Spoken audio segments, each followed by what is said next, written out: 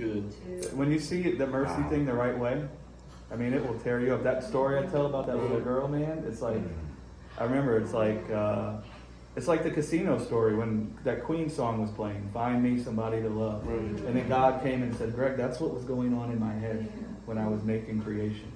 And it like opened up the scriptures. We're so technically minded in our reading of the scriptures that we miss the forest for the trees. We miss the beautiful work of art there. It's like in that moment, I could see this beautiful painting of God in creation. It became so personal to me. It's the same thing with that mercy thing. When I read about that girl in the UK and what happened to her and how quickly she died, and when I read the stuff she wrote on the back of that mirror, man, and I thought about her dad finding that mirror after she was dead and not knowing that stuff was there and turning around and trying to read it, not being able to read it, man, I just like broke down. I just felt this thing like where the wind gets taken out of you and you got this lump in your throat and you're just, this isn't right, and you're just hurting for the girl and the family and the hurt and the confusion. And it was like when I was busy doing that, all of a sudden God come and said, that's what I felt for man when they were dead in sin.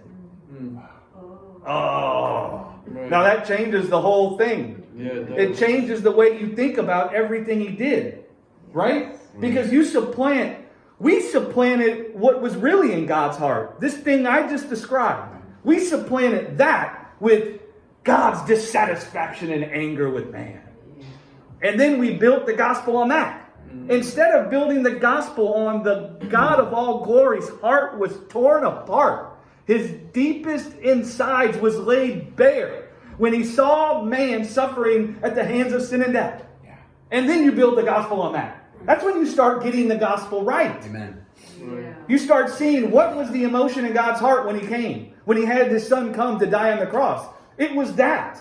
And now you start seeing atonement and propitiation and justice and all those things completely different. Right. Because now you're building them on a heart of love Right. instead of a heart of anger.